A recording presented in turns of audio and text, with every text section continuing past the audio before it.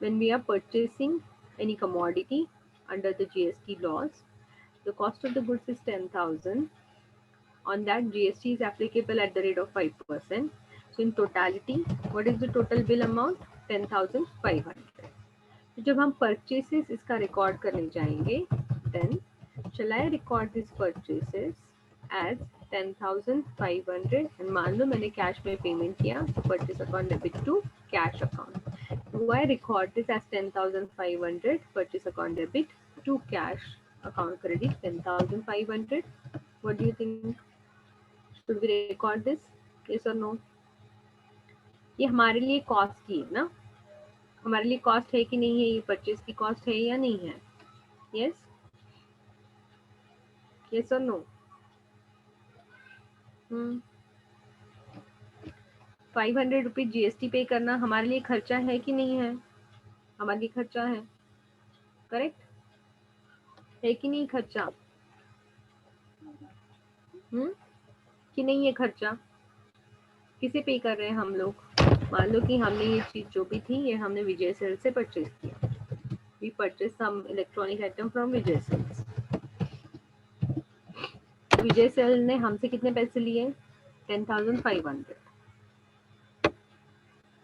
हमने तो उसको पे कर दिए, तो हमारा तो ये एक्सपेंडिचर ही हो गया. 10,000 उस चीज की कॉस्ट, उसका जो भी प्राइस रहेगा और जितने भी वो लोग बेच रहे हैं, प्लस उसके ऊपर 500 जीएसटी पे करना पड़ा. बट अभी विजय सेल जो है ना, ये अपने पॉकेट में ये पैसे नहीं डाल सकता है. This he cannot put into his own pockets. Where he has to do this? To whom he has to pay this? इसने टैक्स कलेक्ट किया है. Okay, and tax is always borne by a ultimate consumer. इसका मतलब जो commodity को purchase करेगा उसको tax पे करना पड़ेगा गवर्नमेंट को. पर मैं गवर्नमेंट को कहाँ पे किया? मैं तो कहूँगी मैंने तो विजय सेल्स को पे किया ये, राइट? गवर्नमेंट को पे किया क्या मैंने जब परचेज किया तब? To whom I give this 500 rupees? I give it to the Vijay Cells. So where the money is going to the government? जा रहा है क्या पैसे गवर्नमेंट के पास? नहीं जा रहा है ना, करेक्ट? तो गवर्नमेंट को कहाँ से टैक्स मिलेगा? How the money will go to the government? Tax भी कलेक्ट कर रहे हैं क्योंकि गवर्नमेंट को पैसे चाहिए, right? All public facilities and all all cleaning and all services to provide, and schools run करनी है, गवर्नमेंट स्कूल्स है, तो ये सारा करने के लिए, फैसिलिटीज देने के लिए गवर्नमेंट को टैक्सेस के थ्रू पैसे मिलते हैं. तो ये टैक्स जो विजय सेल्स ने कलेक्ट किया है, Vijay sales will have to deposit into the account of government by some date. Okay, अगले महीने. मान लो कि ये हमने उसे पे किया था today, we paid him today on today's date is 5th of October, right? हमने उसे 5th of October को ये पे किया था, तो उसकी जिम्मेदारी है, उसको एक रजिस्ट्रेशन नंबर मिलता है जीएसटी का, and against that registration number it is his responsibility. एक पोर्टल होता है जहाँ पे जाके वो लॉग इन कर सकता है, और वहाँ पे लॉग इन करने के बाद उसे गवर्नमेंट के अकाउंट में वहाँ से पैसे डिपॉजिट करना है. इसने जितने भी पैसे इकट्ठा किए होंगे बैंक ट्रांसफर के थ्रू, उसे उस गवर्नमेंट के अकाउंट में ये पैसे डिपॉजिट करने पड़ेंगे, तब जाके. अच्छा, ये जब वो पे करता है ना, तो गवर्नमेंट एक लिंक देती है, उस वहाँ पे पे होता है. तो इनिशियली ये आपका जो गवर्नमेंट होगा महाराष्ट्र गवर्नमेंट के पास जाएगा, और फिर महाराष्ट्र गवर्नमेंट वहाँ से सेंट्रल गवर्नमेंट को भिजवाएगी. आपको दो अलग अलग अकाउंट में इसको पे करना नहीं है, ठीक है? आप एक ही अकाउंट में पे करोगे, महाराष्ट्र गवर्नमेंट उसको स्प्लिट करके सेंट्रल गवर्नमेंट के पास पैसे भेज देगी. ओके, सो महाराष्ट्र गवर्नमेंट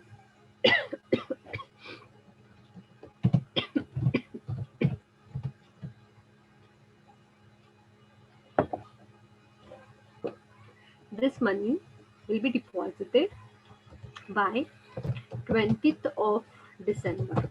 कब तक की डेट दी विजय सेल्स को ये पैसे बैंक के अकाउंट में डिपॉजिट करने की? अगले महीने की 20 तारीख. सेल नवंबर महीने में कोई भी डेट पे होने तो, नवंबर में कोई भी महीने में कोई भी डेट पे सेल होने तो 1 तारीख से लेकर 30 तारीख तक वो जितना भी सेल्स करेगा और वो जितने भी पैसे इकट्ठा करेगा, ठीक है, जितने भी वो जीएसटी का टैक्स इकट्ठा करेगा, it will not go into his pocket. क्योंकि गवर्नमेंट ने उसे कहा कि मैं हर एक उन लोगों के पास नहीं पहुंच सकता कि जिन्होंने टैक्स पे करना चाहिए। सॉरी। तो तुम जो भी सेल कर रहे हो उसके ऊपर तुम टैक्स कलेक्ट करो और गवर्नमेंट के अकाउंट में डिपॉजिट कर दो। Give me a minute. Okay, so the Vijay Sales will be collecting this money from us and it will be depositing into the account of government. तो विजय Sale ने जितना इसका सेलिंग प्राइस रखा होगा, जो भी इसको प्राइस मिलना चाहिए था, विजय सेल्स ये 10,000 रुपीज अपने पॉकेट में रखेगा। ओके, तो out of this 10,000 there will be some profit. तो विजय सेल्स को अपना इसके ऊपर प्रॉफिट भी मिल जाएगा and then additional GST will go into the pockets of government. Okay, now when we are purchasing the things, then here we should not treat this purchase cost as rupees 10,500 directly. The purchaser also has to bifurcate this into two parts. Okay, purchaser जो होता है, जो purchase करता है, हम कहते हैं कि मेन जो आपने गुड्स परचेज किए थे वो तो सिर्फ 10,000 के थे, राइट? उसके ऊपर आपने 500 रुपीज का टैक्स पे किया। तो जो टैक्स सेंट्रल गवर्नमेंट को जाने वाला है उसे हम कहते हैं CGST। ओके, जो टैक्स सेंट्रल गवर्नमेंट को जाएगा उसे हम कहेंगे CGST एंड जो टैक्स स्टेट गवर्नमेंट को जाएगा उसे हम कहेंगे SGST। तो यहाँ पे when he is paying this actually 500 rupees, it is actually going 250 rupees to the central government and 250 rupees are going to go to the state government. कौन पे करेगा इसको? विजय सेल्स ने इसे इकट्ठा कर लिए। विजय sales collected the money from us and now Vijay Sales is going to pay to the government like this on our behalf, right? On our behalf जितने भी लोगों को विजय सेल्स सेल्स करेगा, विजय sales will be connecting the sales money. From that there will be some pure cost of their product and there will be some GST. Now this when we have to record, हम हमारे point of view से तो ये purchase है, Vijay sales के point of view से ये sales है। तो थोड़ी देर से हम देखेंगे कि सेल्स की एंट्री विजय सेल्स कैसे करेगा और परचेस की एंट्री हमें कैसे करनी चाहिए। सो इन आर बुक्स, जो परचेसर है, इन the books of the purchaser, in the books of the purchaser, he will have to pass entry. He will also have to segregate this tax into two parts. इसे हम कहते हैं input CGST. Okay, input CGST and input SGST. Now why it is being called as the input CGST and input SGST? Because input means something is coming to us, the goods are coming to us. So when buying something, purchasing something, doing some expenditure, when we pay any GST, it is called as an input CGST. Input means something coming to us. Okay, तो जब कोई हम चीज जिसका हमें benefit मिलता है, जिस सर्विस का हमें बेनिफिट मिलता है या जो परचेसेस हम करते हैं, we get some benefit, right? And for that वो अंदर आने के लिए, हमारे पास वो इन होने के लिए, we have to pay some tax and that's what we call it as an input CGST and input SGST. अब आप बोलोगे कि मैम है तो हमारे लिए वो खर्चा ही, तो फिर इसको ऐसे अलग अलग करके क्यों लिखना है? Because it's not an expenditure. It is not going to go into the nominal account. And why? I tell you a reason in some time. Okay, it is not going to be treated as my nominal account. It is going to be treated like something else. Okay, तो इसको कुछ अलग तरीके से हमें treat करना है. It's not going to go as a purchase cost, but this is a tax that we are paying and tax has to be accounted for separately. So when we are going to buy a thing, this is how the entry we have to pass. Now think from a Vijay Sales point of view. Okay, Vijay Sales ने तो sales किया है, तो जब हम कोई चीज cell करते हैं तो विजय सेल को तो हमने कैश पे किया था, तो विजय सेल के पास कैश कितना आया रहेगा? How much Vijay sales cash collected? Yes, this is in the books of the seller now, correct? In the books of the seller. बोलो विजय सेल्स के पास कितना कैश आया? How much cash it collected? हमसे कितना कैश लिया विजय सेल्स ने? Yes. 10,500. 10,500 cash लिया, correct. तो विजय सेल्स करेगा total cash collected is 10,500. Now what has to be credited? जब हम कोई चीज सेल करते हैं तो हम क्या करते हैं? सेल्स अकाउंट क्रेडिट करते हैं ना. बट अब यहाँ पे सोचो कि 10,500 से अगर मैंने सेल्स अकाउंट क्रेडिट कर दिया, तो मैं आपको हमेशा कहती हूँ कि हमारा अल्टीमेट एम क्या है, क्या बताना है हमें? Profit and loss. And profit and loss की दो साइड्स होती है ना, क्रेडिट साइड जो कि सेल्स बताती है, यहाँ पे सेल्स बताएगा, और प्रॉफिट एंड लॉस की डेबिट साइड बताएगी आपके सारे खर्चे, जैसे कि परचेसेस, रेंट, सैलरी. करेक्ट. तो ये सारे खर्चे प्रॉफिट एंड लॉस के डेबिट साइड में आते हैं. अब सच में सोचो कि क्या आपका सेल्स 10,500 हुआ है? क्या पूरे के पूरे 10,500 आपके पॉकेट में गए हैं? क्या आपको इसमें से किसी को कुछ पैसे देने हैं? यस. 10,500 क्या आप आपके पैसे करके रख सकते हो क्या? पूरे के पूरे 10,500? Can a Vijay Sales keep the entire 10,500 in his own pocket? No, ma'am. No. He will Because have he will have to pay the tax. Correct. जो विजय सेल्स ने हमसे टैक्स कलेक्ट किया है वो अपने पॉकेट में खुद का इनकम करके नहीं रख सकता है. He will have to deposit this into the bank, into the government account. Through some process, he will have to deposit this money to the government account. So वो अपने पॉकेट में सेल्स जो है वो 10,500 नहीं बताएगा. उसके लिए रियल सेल्स कितना था? सिर्फ 10,000. उसकी जो गुड्स थे उसका प्राइस कितना था? सिर्फ 10,000. Okay. For him the sales was 10,000. And whatever tax he collected, okay, he also have to show that tax separately, how much he has to pay to the central government. He will be calling it as an output CGST and output SGST. okay. ये वो 500 रुपए अपने pocket में नहीं रख सकता, इसमें से उसको 250 देने हैं CGST सेंट्रल गवर्नमेंट को और 250 देना है state government. So he will also have to bifurcate this two taxes into two separate ledgers called as an output CGST and output HGST, because this money is not going to go into his own pockets, it has to be paid to someone. तो ये जो है this is not again going to be represented into the profit and loss account, but actually it goes into the balance sheet. It goes into the balance sheet as if you have to pay to the someone. Liability, right? Liability, किसी को कुछ पे करना हमारी liability है. Okay, ठीक है. Now, why we have to segregate this all of this? ठीक है. अब 2 मिनट के लिए जो गवर्नमेंट है ना वो क्या सोचती है देखते हैं. ठीक है. अब गवर्नमेंट ने मान लो कि हम परचेसर के पॉइंट ऑफ व्यू से 2 मिनट सोचते हैं कि उसने हमसे ये चीज़ परचेस करी, हमने ये चीज़ परचेस करी, we are thinking from a purchaser point of view. तो उसने ये 10,000 में परचेस किया, अब वो इसको 15,000 में बेचने वाला. ठीक है. Is going to sell it to the 15,000. जब अब वो इसको सेल करने जाएगा तो उसकी सेलिंग प्राइस है इसकी 15,000. गवर्नमेंट ने उसे कहा है कि आप जब भी सेल करो उसके ऊपर आपको जीएसटी कलेक्ट करना है.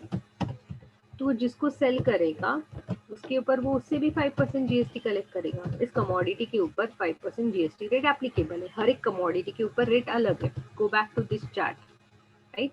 जितनी इसेंशियल चीजें होती है, food items, very essential food grains, and there will be zero GST impact on food items which are necessity for the life.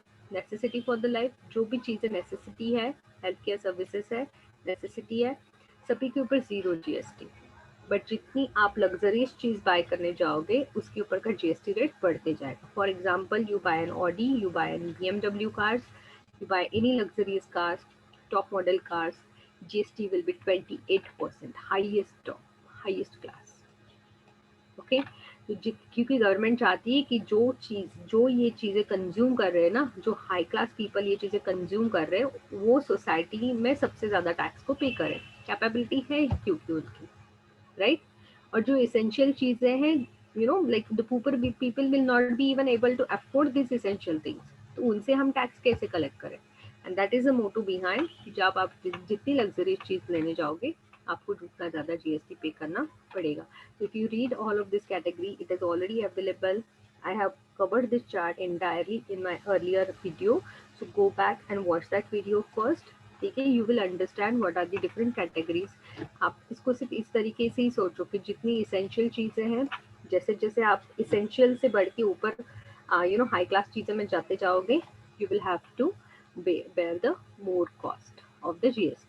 Okay, so common used LPG, tea, etc. ठीक है, ये vegetable, frozen vegetables, normal vegetables यहाँ पे आएंगे, milk आएगा, salt आएगा, कोई पैसा नहीं.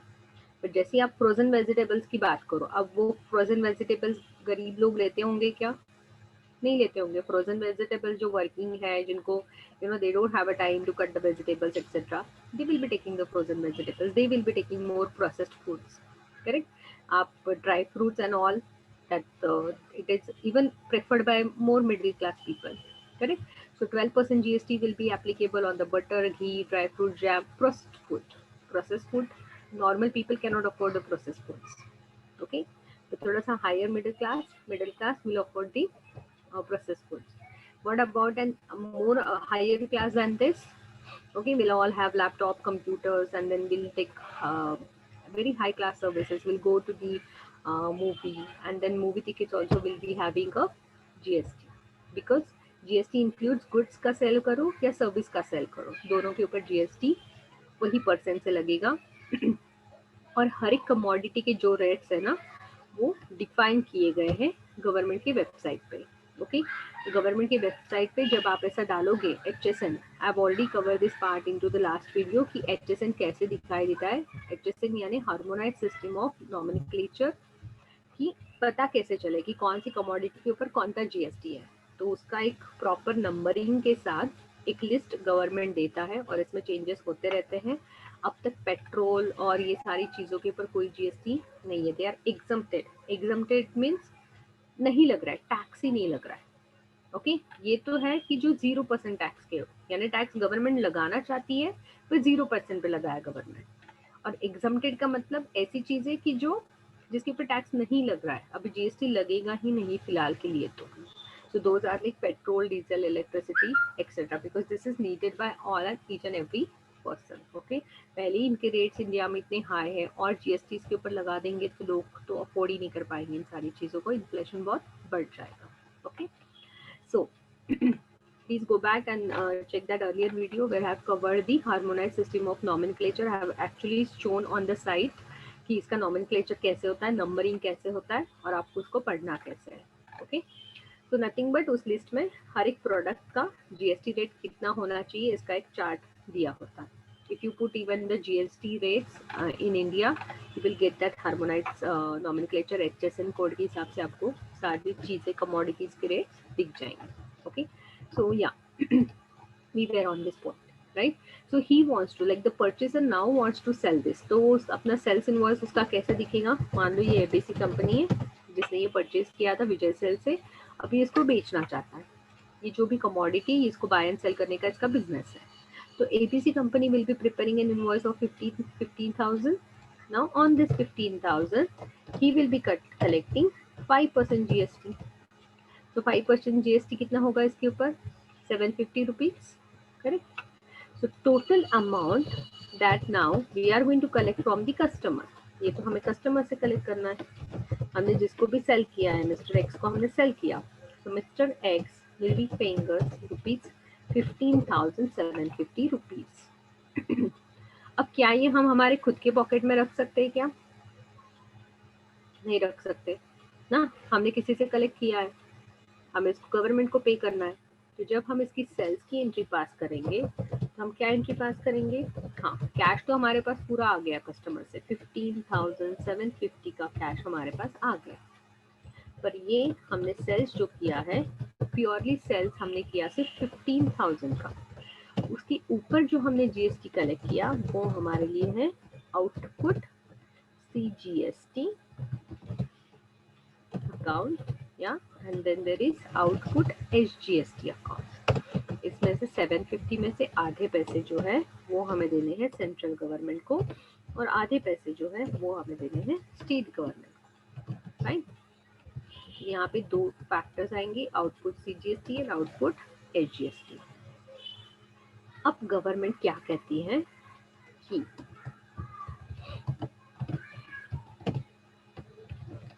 अभी इसको अच्छे से समझ लो क्यों हमेशा टैक्स को अलग अलग लिखना है।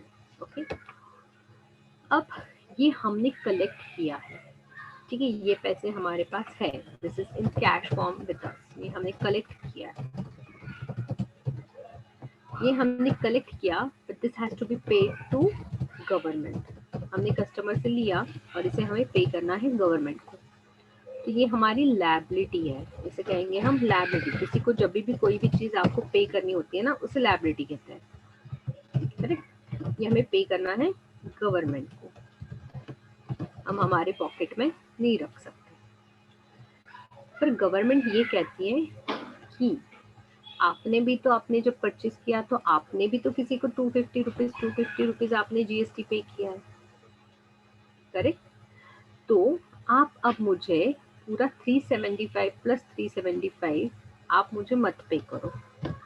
375 and 375, there are two portions, right, CGST and SGST.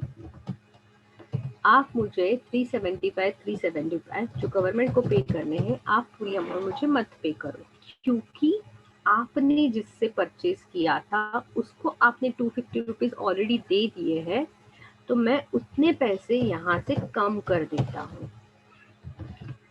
आप मुझे मत पे करो क्योंकि आपने ऑलरेडी 250 रुपीज आपने जब परचेज किया था तो आपने किसी को पे किया है, आप उसमें से 375 में से 250 को माइनस कर दो और सिर्फ बचा हुआ कैश आप गवर्नमेंट के अकाउंट में डिपॉजिट करो। This is called as an GST credit. Okay, इसे हम कहेंगे जीएसटी क्रेडिट। गवर्नमेंट को पे करने की हमारी टोटल लायबिलिटी थी 750 रुपीज। गवर्नमेंट ये कहती है कि आपने तो पहले कुछ पैसे ऑलरेडी गवर्नमेंट को डिपॉजिट कर दिए, जब आपने परचेज किया था आपने कुछ तो पैसे डिपॉजिट किसी को दिए, वो उसने ऑलरेडी गवर्नमेंट के अकाउंट में डिपॉजिट कर दिए हैं, करेक्ट। तो आप 750 में से 500 रुपए निकाल के ले लो, आपके 500 रुपए का आप क्रेडिट ले लो। Okay, this is called as an credit and उसका क्रेडिट आप लोगे तो जो सिर्फ बैलेंस अमाउंट है वो आप हमें पे कर दो।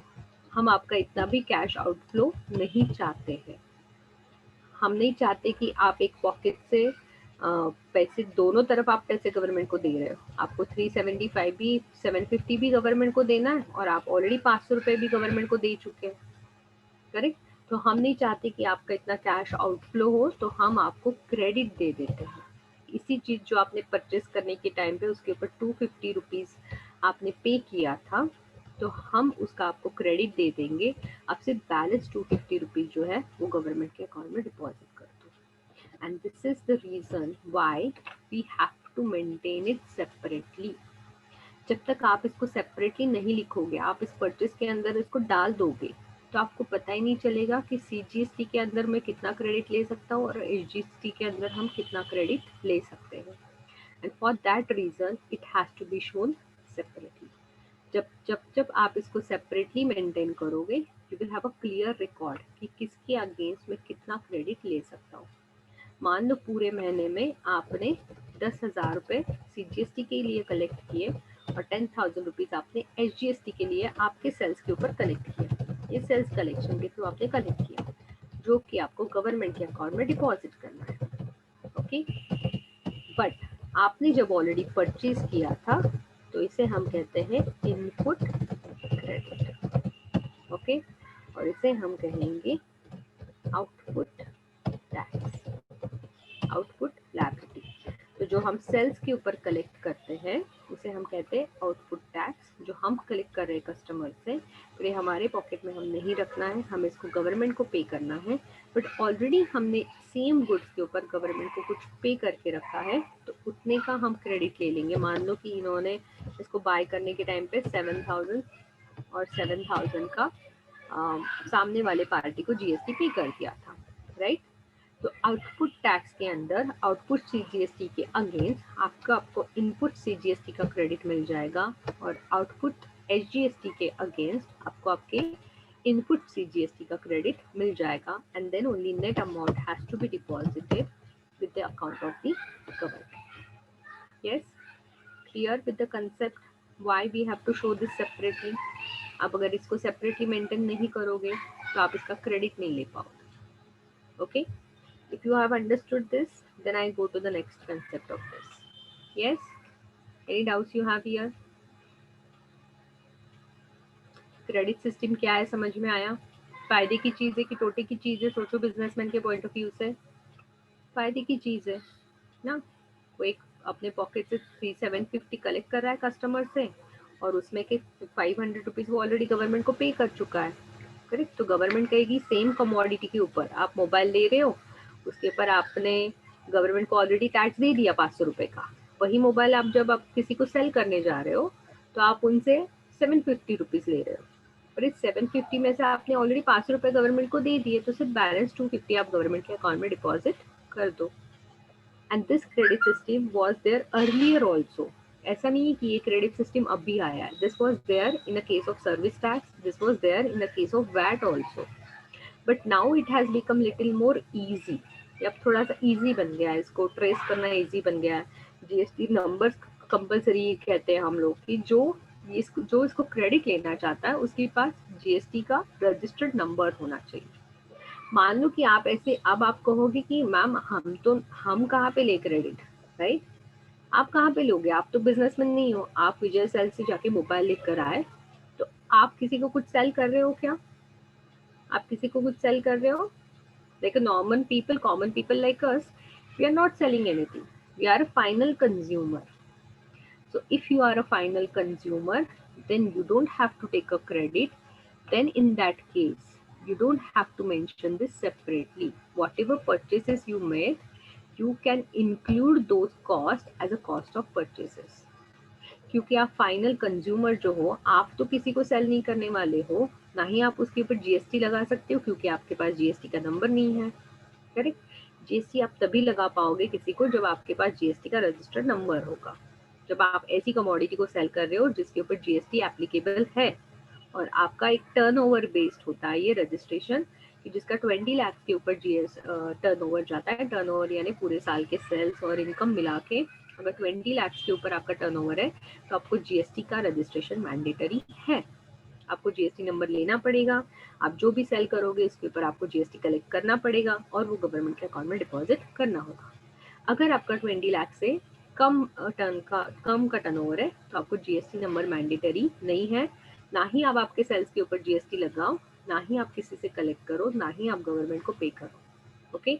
बट मान लो कि जैसे हमारे जैसे फाइनल कंज्यूमर है जो मोबाइल कंप्यूटर्स लेंगे और हम तो इसको सेल नहीं करने वाले, बट सामने वाली पार्टी हमें तो जीएसटी लगा के दे रही है, तो हम उसका क्या करें?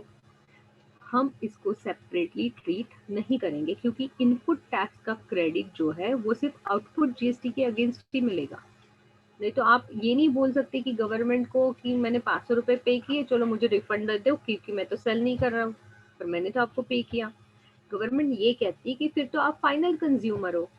आप फाइनल कंज्यूमर हो, ऑडी आपने ली है, हाई क्लास मोबाइल आपने लिया है, आईफोन आपने लिया है, तो आप ही उसके ऊपर का जीएसटी बेयर करोगे. करेक्ट. आप ही उसके ऊपर का जीएसटी बेयर करोगे, तो उस केस में हमें रिफंड वगैरह कुछ गवर्नमेंट से मिलेगा नहीं. Will have to bear that cost of GST. In that case this purchase entry will happen. अगर हम फाइनल कंज्यूमर है जो कि हम किसी को सेल नहीं करना चाहते, तो इसकी जो एंट्री है वो ऐसी लिखेगी. ये दो अलग से हम नहीं लिखेंगे. हमें टैक्स को अलग से मेंटेन करके कोई मतलब ही नहीं बनेगा. हमारे लिए तो पूरी की पूरी कॉस्ट है, राइट? 10,000 रुपीज प्लस 500 रुपीज दोनों मिला के हमारी कॉस्ट है. हम कुछ सेल नहीं करने वाले, किसी से पैसे रिकवर नहीं करने वाले, तो सब मिला के हमारी टोटल परचेस कॉस्ट बन जाएगी 10,500. इन that case it will be posted directly to the profit and loss account. ये प्रॉफिट एंड लॉस अकाउंट में पूरा का पूरा परचेज का कॉस्ट 10,500 दिख जाएगा. ओके. पर जब हम इसका क्रेडिट लेते हैं तब हमें इसको सेपरेटली मेंटेन करता है. अब इसका पोस्टिंग कैसे होता है देख लो। जब हम परचेज करते हैं तो ऑब्वियसली परचेज कौन सा अकाउंट है, what type of account is the purchase, what type of account is the purchase, yes normal goods purchases, it's a nominal account right, ये हमारे लिए एक्सपेंस है। तो जितने भी नॉमिनल अकाउंट एक्सपेंसेस होते हैं वो जाते हैं प्रॉफिट एंड लॉस अकाउंट के डेबिट साइड में, राइट। जैसे मैंने आपको यहाँ पे बताया, प्रॉफिट एंड लॉस के डेबिट साइड में सारे एक्सपेंसेस जाते हैं और इसके क्रेडिट में सारे इनकम जाते हैं। तो परचेसेस जाएगा 10,000 का, यहाँ पे जाएगा 10,000 का, ओके। उसके बाद IGST and CGST will be treated as representative personal account, okay. It will be treated as representative personal account, and whenever we have a right to receive, मान लो कि कल जाके हमने ये परचेज कैंसिल कर दिया तो सामने वाले पार्टी ने हमें ये पैसे वापस देने चाहिए कि नहीं चाहिए।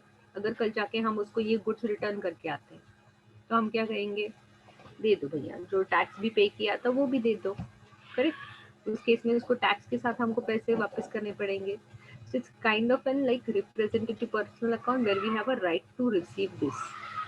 इसका सेकेंड मीनिंग ये है कि आप जब गवर्नमेंट को पे करने जाओगे तो 375 आप बोलोगे कि हाँ मुझे गवर्नमेंट को पे करना है, बट मुझे गवर्नमेंट से कितने रिकवर करने हैं, यहाँ से 250 रुपीज जो मैं गवर्नमेंट को ऑलरेडी दे चुका हूँ, मुझे ये भी राइट टू रिसीव है गवर्नमेंट से रिकवर करने का, बिकॉज मैं 375 रुपीज जो है ये गवर्नमेंट को देना चाहता हूँ, ओके। तो इसके दो मतलब आप निकाल सकते हो, कुछ भी करो, बट ये आपके लिए एसेट है। रिप्रेजेंटेटिव पर्सनल अकाउंट है, you have a right to receive, and हम कहते हैं कि रिप्रेजेंटेटिव पर्सनल अकाउंट का रूल क्या है, whenever it is a right to receive debit that account, whenever it is a liability to pay credit that account.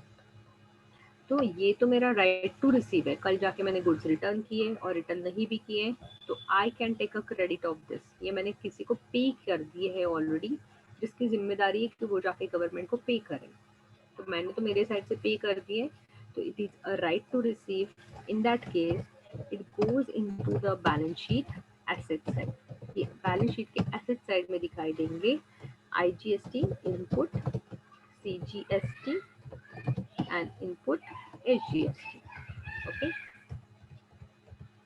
input SGST, state government and central government, correct. तो ये जब तक हम इसका credit नहीं लेते तब तक ये हमारे बैलेंस शीट में ऐसे दिखाई देंगे, ओके। अब जैसे ही हम सेल्स करेंगे तो हम एंट्री पास करेंगे cash account debit to sales to output CGST to output SGST। अभी मैं कैश अकाउंट नहीं बता रही हूँ आपको for the time being. Sales का इम्पैक्ट देखते हैं, सेल्स कितने का किया हमने, प्योरली 15,000 का सेल्स किया, ओके। तो सेल्स करना क्या है, कौन सा है अकाउंट है, what type of account is the sales, it's an correct income and nominal account, yes or no, it's an income and nominal account, do you all agree,